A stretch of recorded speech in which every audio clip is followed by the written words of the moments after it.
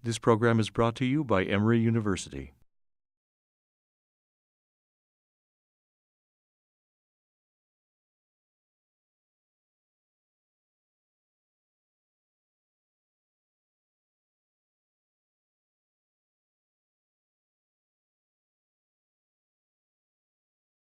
Okay, good morning, everyone. Thank you very much for attending this early, but really, looks to be a fantastic panel. So I think you made the right decision to come get up early. My name is Heath Fogg Davis, and I'm an associate professor of political science at Temple University.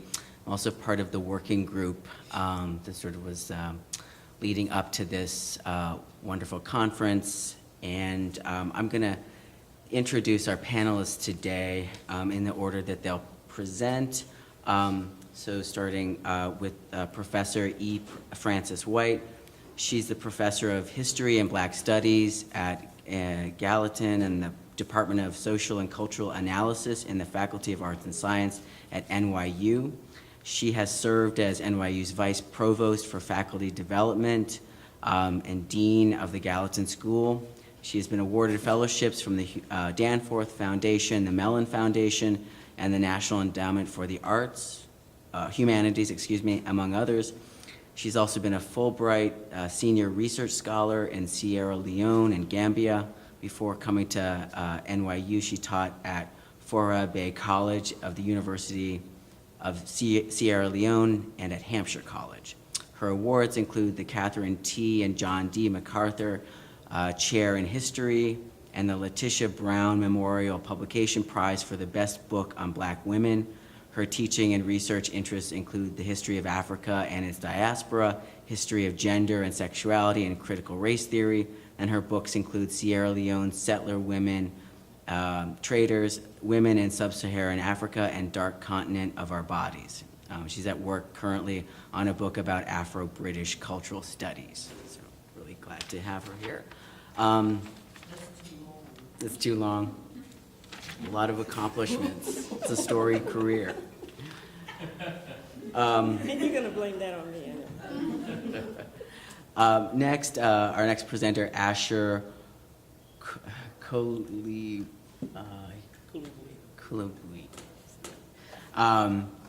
who is a community organizer, educator, and artist. He hails from St. Louis, Missouri, by way of Monrovia and Liberia.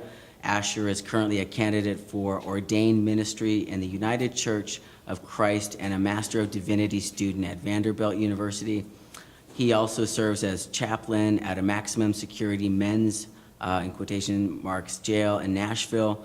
Before graduate school, Asher worked as the LGBTQ coordinator and assistant director of the Oberlin College Multicultural Center.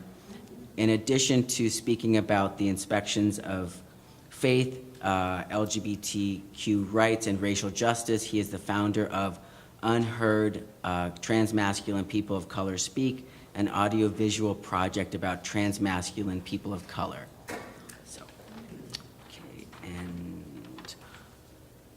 And our third presenter will be Michelé Prince, who is a writer, collaborative, cultural producer, and a doctoral student in the Department of Women's Studies at the University of Maryland, College Park. A McNair alum, Michelé holds a master's degree in women's studies from the University of Maryland and a bachelor's degree in political science and women's studies from the University of Washington. Michelé's research and creative interests center on queer masculine cultural production, women of color, speculative thought, movement and dance, recorded rhythmic sound, and storytelling and myth-making practices. So we'll turn things over to Professor White. Thank you. Can you hear me okay? Or maybe I'll start probably.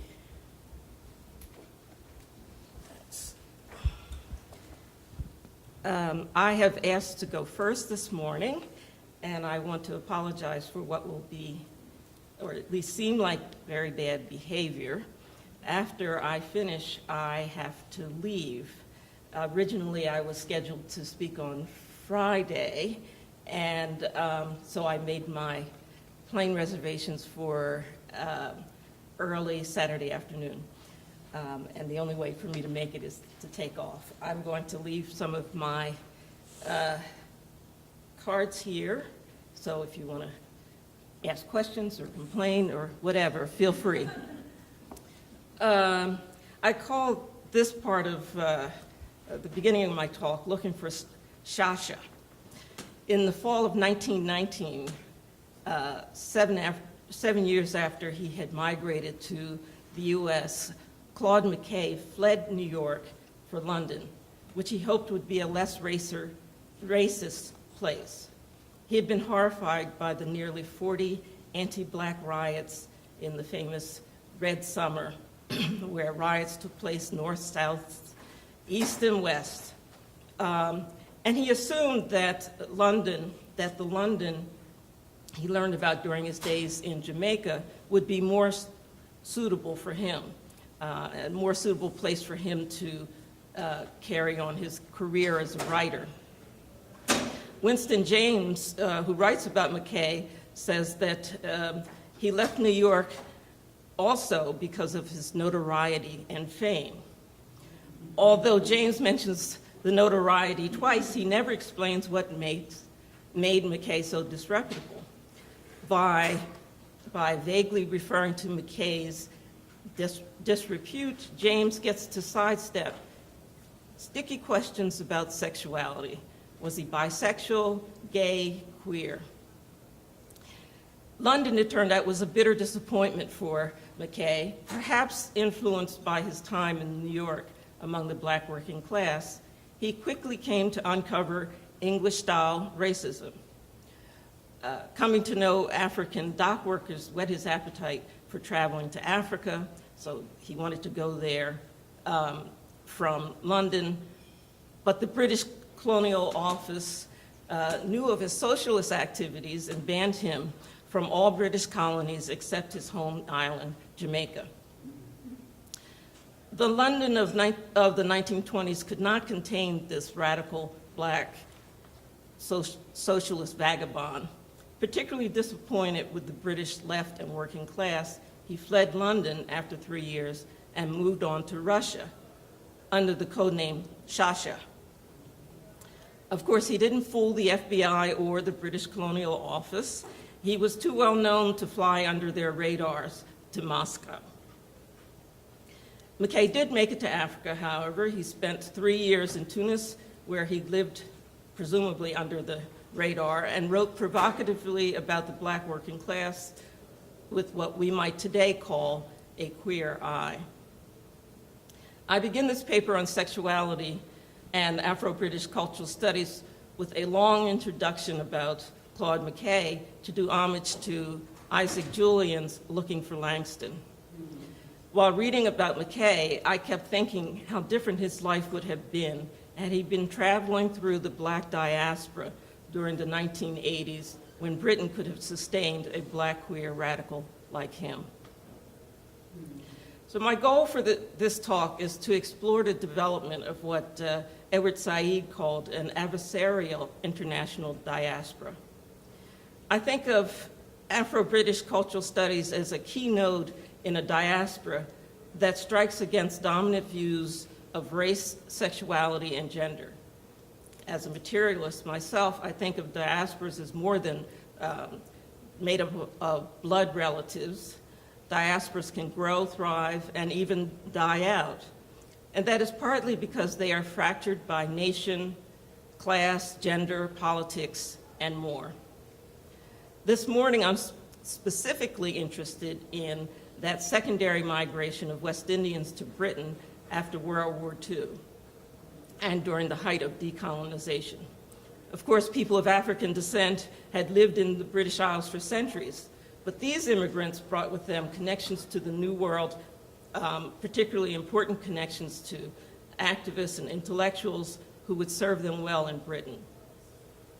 Eventually, a number of black progressive artists, activists, and scholars turned British cultural studies into black British cultural studies. And you'll have to forgive me for skipping a lot of tedious history in there to explain that. But what they did was they used their insights on race to inform left thinking in Britain, and to increasingly take seriously the competing tensions between race, gender, and sexuality. Among the New World intellectuals to whom Black Brits turned were Ida B. Wells, W.E.B. Du Bois, C.L.R. James, and Frantz Fanon. Fanon is the most relevant for today's talk because of his work on race and sexuality. I'm not going to go over all the debates about who is the real Fanon. Instead, I highlight the Fanon whom I think has been most influential in Afro-British cultural studies. This Fanon is the psychoanalytic Fanon, most closely associated with Homi Bhabha's reading of Black Skin, White Mask and The Wretched of the Earth. The scholars under study here do not always agree with Bhabha's interpretations, but they have clearly been influenced by his emphasis on Fanon's psychoanalytic tendencies. According to Bhabha, this Fanon, quote, speaks from the area of ambivalence between race and sexuality, from deep within the struggle of psychic representation and social reality, unquote. This is the Fanon who destabilizes binaries such as white, black, gay, straight, and self-other. When Fanon famously asks, what does the Black man want? Afro-British cultural studies scholars and activists and artists hear a psychoanalytic question about desire, a disorienting, maddening desire of the colonized to become white or to become the colonizers.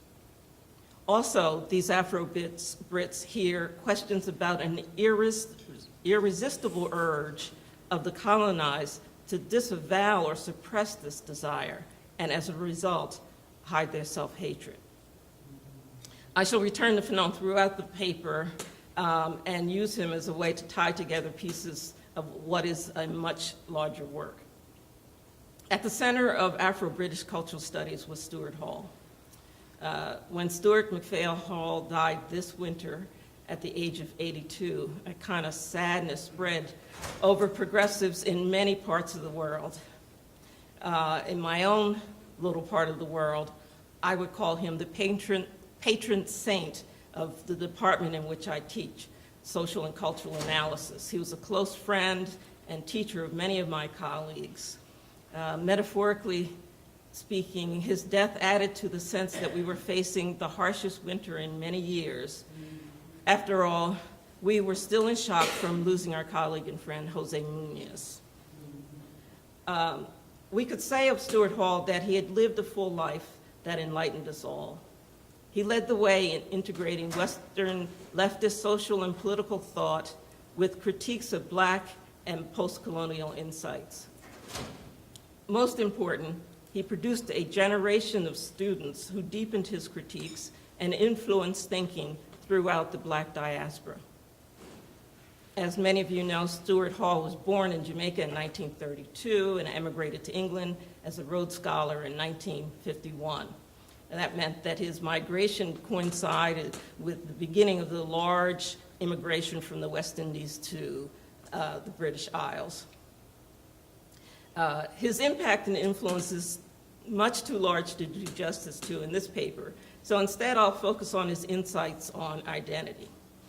He had a clever way of using his own biography to explain his central idea that identities are, quote, always conditional, never complete, always operating through difference, unquote.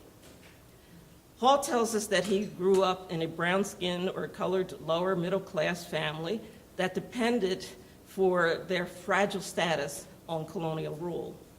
Perhaps because he was the darkest family member, but certainly because the winds of decolonization were sweeping Asia, Africa, and the Caribbean, Hall was alienated from his family. Taking up his Rhodes Scholarship in Oxford was rather like an escape, especially from his mother's attempts to mold him into a proper brown gentleman. I emphasize his brownness because the Jamaica of his childhood recognized dark-skinned and light-skinned people of African descent as if they were separate races. Hall's autobiographical statements make it clear that he did not think of himself as Black as he grew up. even as he defied his parents' demands that he stop associating with darker-skinned boys. Many scholars have contrasted the U.S. and Caribbean social formations before the 1960s, and Robert Refard likes to point out, though, that the U.S. had a census category, mulatto, well into the early 20th century, both because of his class and his color. Hall was alienated from many of the West Indians in Britain early in his stay there. But circumstances and his own self-perception began to change the longer he stayed in Britain. The British Isles adopted a racial formation much like the U.S., with its false binary between white and black. Any recognizable African ancestry labeled people black. Hall tells us what I think is an apocryphal story about an early visit to Jamaica. His mother said at him rather angrily, "I hope they don't confuse you with those black immigrants over there." When he heard this, he said it just like, it hit him all of a sudden. He said, "I am one of those black immigrants over there." You know, he came to understand himself hailed as a black person. So his racial identity had shifted because of changes in time and place. I think some people misinterpret that change as of his thinking that he was ashamed of blackness. But I think he came to embrace it. As the Black Power movement spread over the Caribbean, and anti-black riots and racist injustices in Britain changed his positioning. One could say that he grew up brown and became black as an adult. Stuart Hall used his autobiography to go beyond the simple statement that race is socially constructed. He was a virulent anti-essentialist. The influence of linguistic psychoanalytic models of culture led him to insist that meaning is always relational. You know, we know what black is because we know what white is, and so forth. He argued that decolonization, globalization, and increasing migration from former colonies to the north capsized Eurocentric and Enlightenmentness of stable binary identities like self and other. What is at issue, Hall says in New Ethnicities, quote, is the recognition of the extraordinary diversity of subject positions, social experiences, and cultural identities which compose the category black. Black is essentially a politically and culturally constructed category which cannot be grounded in a set of fixed transcultural or transcendental racial categories, and which therefore has no guarantees in nature. Hall declared that we had reached the end of the innocent notion of the essential black subject. He was himself a man always concerned with the political implications of his theories. He worried about how people would mobilize against structures of dominance such as race and sexuality without the cohesion of essentialized identities. He worried about the brutal limitations of identity most, but he also recognized the need for collective agency and solidarity. And Stuart Hall, besides being a professor and all, was a very active person in all kinds of politics in Britain. So he therefore called for arbitrary closures that were always conditional, never complete, and always operating through difference. Now, there are 5 people whom Hall mentored who have been especially important in bringing insights, the insights of black cultural studies to the U.S. That's Paul Gilroy, Hazel Carby, Kabina Mercer, Isaac Julian, and John Akomfrah. I call them Hall's disciples. The first 4 will get attention in this paper. Akomfrah is sort of more late on the scene. You may know that he has a film that's going around right now about Stuart Hall. If you have a chance to see it, it is well worth it. But All of his disciples agree that with Hall, that identities such as race and sexuality are, to quote Hall again, always conditional, never complete, always operating through difference.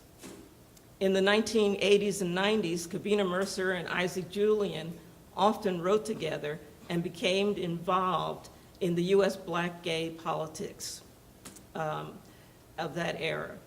Following Hall and Phenom, they both argued that racial anxiety simultaneously masked white desire and white fear of the Black body. This disavowal of desire often manifests itself in violence toward Black men. Both seem drawn to Hall's experiences as a colonized immigrant trying to come to terms with racism in the metropole. They both find value in his exposure of the interior traumas experienced by the oppressed, but they also use his own tools for analyzing what he called negrophobia to expose his homophobia.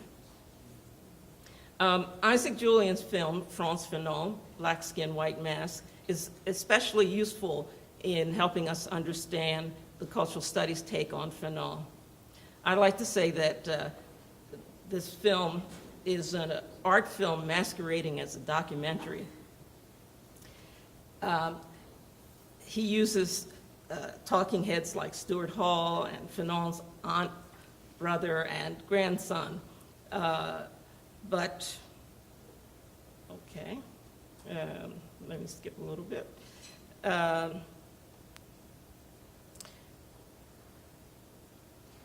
He uses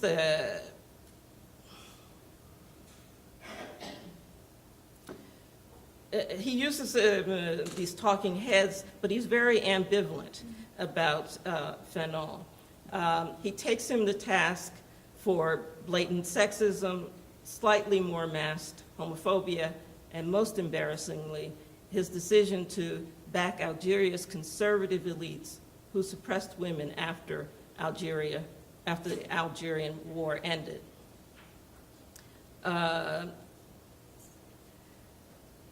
Mercer and Julian did much of their work on Phenom and on homophobia as they passed back and forth between Britain and the US. Kavina Mercer has recently settled here and is teaching at Yale with Hazel Carby. We can see the direct impact of their work on Black gay scholars in the US. My plan today was to focus on two of those scholars, but I'll limit it to one with passing references to the other. So that's Robert Reed Farr and Tavia Nyong'o. Robert Reed Farr I'll focus on since he's so important to this conference. But about Nyong'o, let me just say that he's a rising gay scholar who teaches performance studies at NYU. He has written provocatively about being the son of a Luo Kenyan father and a white American mother. I don't know if that sounds familiar to you, but it is just like Obama. But most important, Tavia is a close cousin to Lupita Nyong'o. So, and he's very proud of it. It's not difficult to miss the sutures in this adversarial diaspora. Both Nyong'o and Reed Farr went to Yale for graduate school in American Studies, where Hazel Carby teaches and Paul Gilroy taught. Carby sat on both of their dissertations and Gilroy on Nyong'o's. Both Reed Farr and Nyong'o share deep anxieties about identity politics. They want to take seriously the notion that race is a social construct and therefore we should be able to deconstruct it. They share this concern with Paul Gilroy, who calls for dismantling racialist thinking in his book Against Race. But I think they are much clearer about the cost and values of attempting to disarticulate identities. Reed Farr argues that too many white male progressives call for the end of identity politics without concern for how people would face the complexities of modern society. And I'd say we could say the same of Gilroy. When Rifar turns to Phenom in his fabulous book, Black Gay Man, he follows Isaac Julian and many others in pointing out the sexist analysis of a book by a Martinique woman, Capacia. But what I think is most interesting is the way that he pushes beyond Phenom by revealing the way racial anxiety, which Phenom has helped us to see, expresses itself in homophobia. For Rifar, racial anxiety represents fear of the porous boundaries of our socially constructed category race. He says the homosexual becomes, quote, a vehicle by which to express the omnipresence of the specter of Black boundarylessness. The possibility of choosing one's identity, he continues, is terrifying. The homosexual can be accused of choosing his identity and crossing racial boundaries, and therefore becomes a target for misplaced racial anxieties. It's fascinating that he makes homophobia within the Black community more about race than about masculinity. That is, if I'm reading him correctly, and if I am, I think I have to think about this for some more time.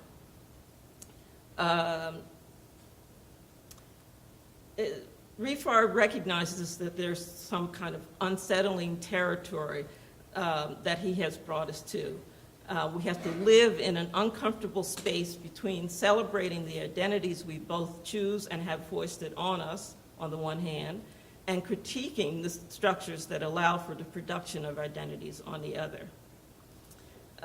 Towards the end of Black Gay Man, Robert, and I hope he doesn't mind me calling him by his first name, unsettles us all. In a chapter called Living as a Lesbian, he grabs onto the title of Cheryl Clark's firebrand book, Living as a Lesbian, and tells us that, quote, to become myself, I have become a lesbian, or at least that's what I've been told. I have found my way into dozens of women's beds, been thoroughly schooled in the intricacies of women's relationships, learned to sit quietly and listen as many vulgarities of the man are rehearsed. And here he quotes Cheryl. I'll just give you the first two lines. How like a man is the Ku Klux Klan. In a coda to this chapter, he acknowledges the difficulties of recognizing his male privilege that get in the way of his living as a lesbian. But let me end my paper with the way he concludes this chapter. With his eloquent writing, he exposes the desire that animates Black cultural studies politics that I've been discussing today.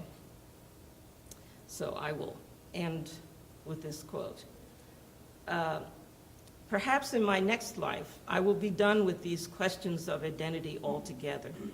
Perhaps in my next life, I will have given up finally this constant struggle to explain who I am not woman, not white, not straight, not you, and start to revel in the limitlessness of my boundaries. Perhaps each one of us will recapture that which is lost, start again to accept and acknowledge the profound ambiguity and uncertainty of this existence. It is then and only then we will find home. Thank you.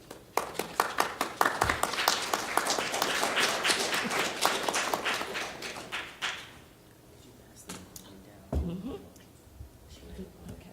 And as I said at the very beginning, and those who have just come in don't know this, but I actually have to leave because I have a plane to catch. I'm not trying to be, what shall I say, obnoxious or anything. And I'm leaving my cards if you have questions or comments or complaints or anything. So, excuse me, please.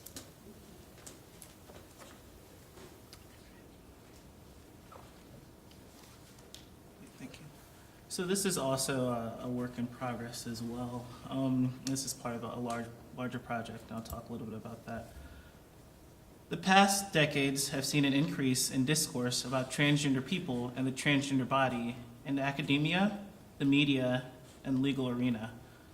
However, the experiences of Black transgender people broadly and trans and masculine people specifically have been largely ignored.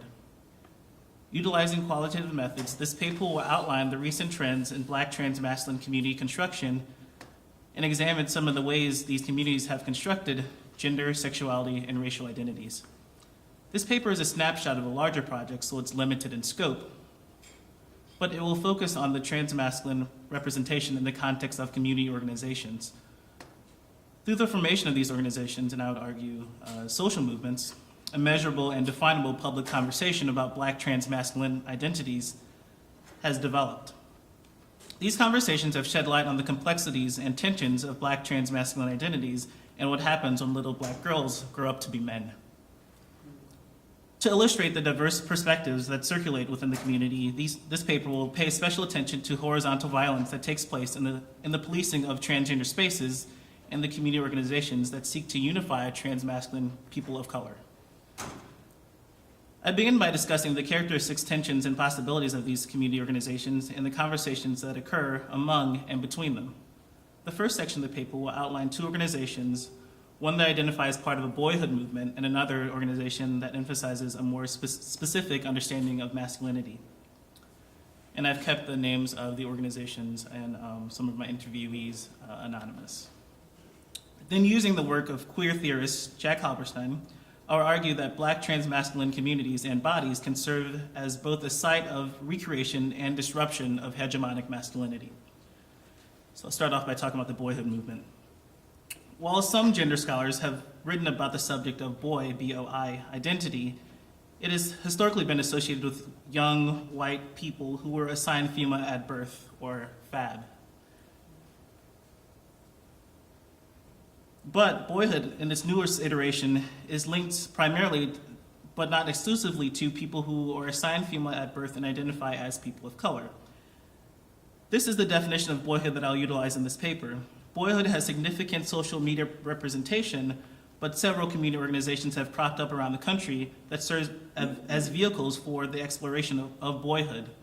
These groups include Brooklyn Boyhood, Boys of Baltimore, and a group I'm going to call Operation Boyhood.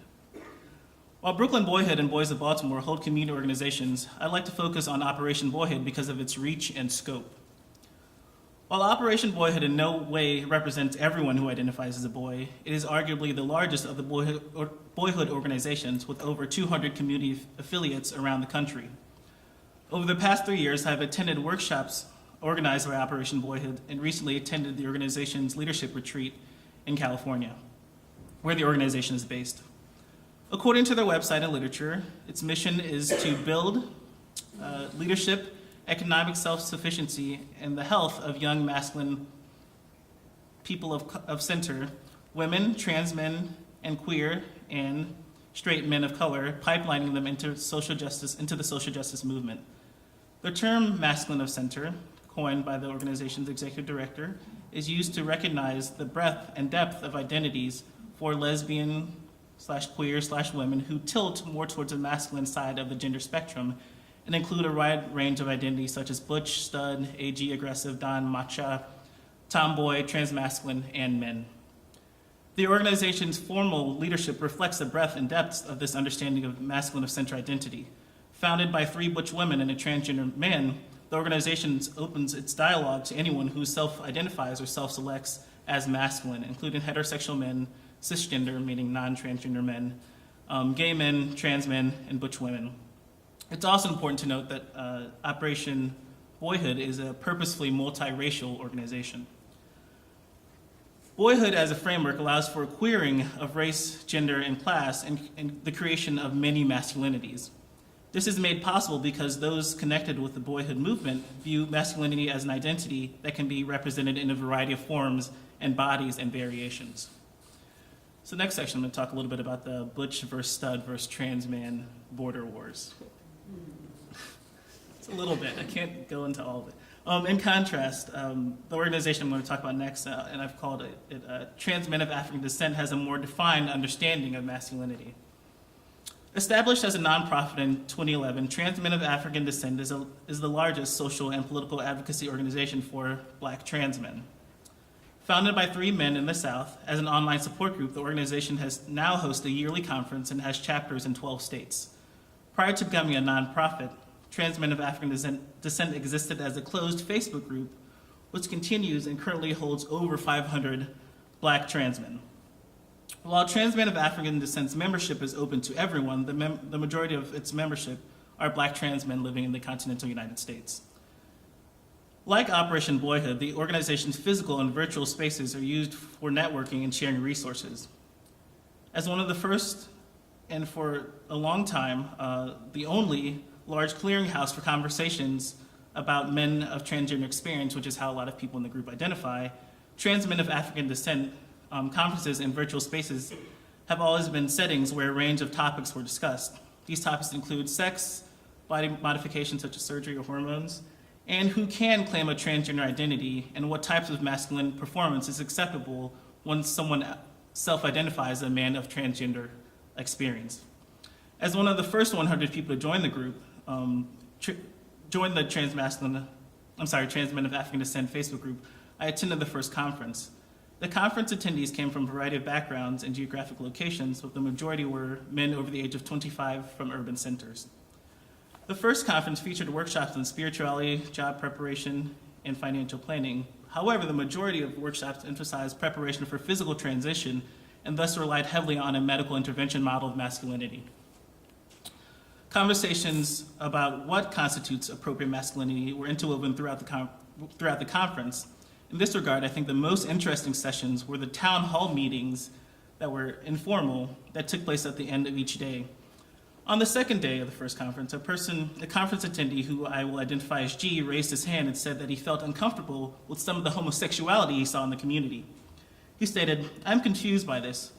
Why would you transition and still want to act like a girl? If you're a man, you're a man now." Another conference attendee raised his hand, second to G's remarks, adding that he came from a different generation where men acted like men. "The idea of lying next to another man repulses me," he said. "So I can't understand none of that. I see a lot of people wearing tight pants at conferences, and I don't get it. That's not us." While there were a few contestations in the room, it became clear that the group was dancing around the topic of queer masculinity and viewed queer trans masculinity as an authentic masculinity. This conversation established a hierarchy of trans identity in which heterosexual, cisgender presenting men, or I would argue cisnormative presenting men, were the only ones worthy of the label trans men, and anyone else who fell below that, and anyone else fell below that. I would suggest that this is one of the reasons this occurred at Trans Men of African Descent Conference is because the group does not explicitly define Black masculinity in broad terms, which allows group norms to be shaped by whoever is present and most dominant in the space. This contrasts with Operation Boyhood, who seeks to trouble traditional understandings of race, gender, and masculinity from the onset through their gender justice model. The conversation at the Black Trans Men Conference is part of a large community conversation that I would argue functions under a masculinity scarcity model, which Jack Halberstein writes about in their book, Female Masculinity. Halberstein writes, "The border wars between transgenders, butches, and FDMs assumes that masculinity is a limited resource, available to only a few in very decreasing quantities. Or else we see masculinity as a set of protocols that we should agree upon in advance.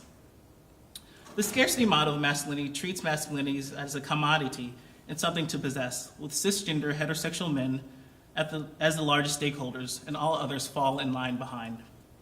This scarcity model is what I believe contributes to the ongoing gender policing or us versus them conversations that happen in Black transmasculine community spaces, like the previous example of the town hall meeting at the Trans Men of African Descent Conference.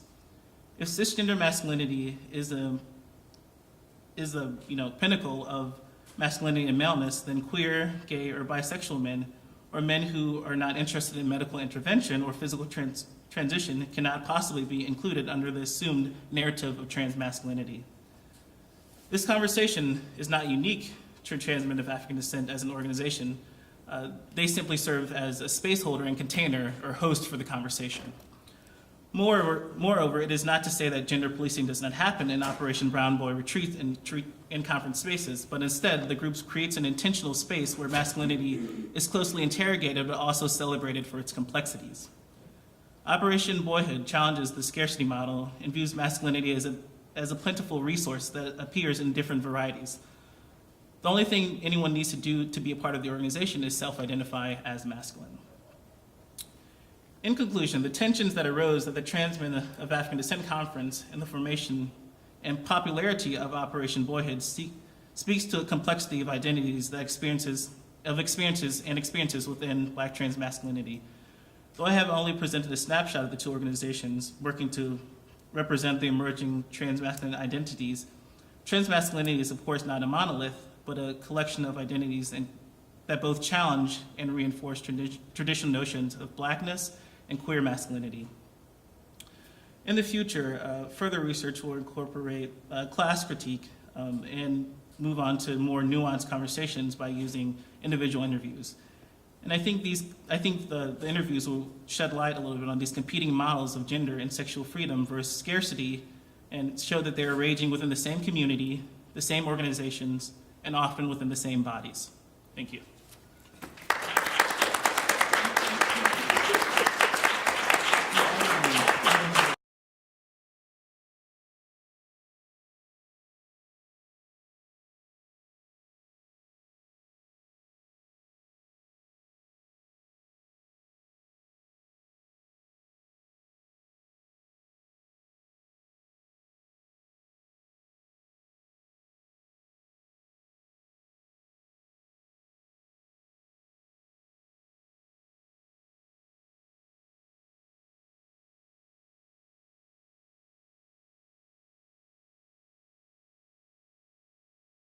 The preceding program is copyrighted by Emory University.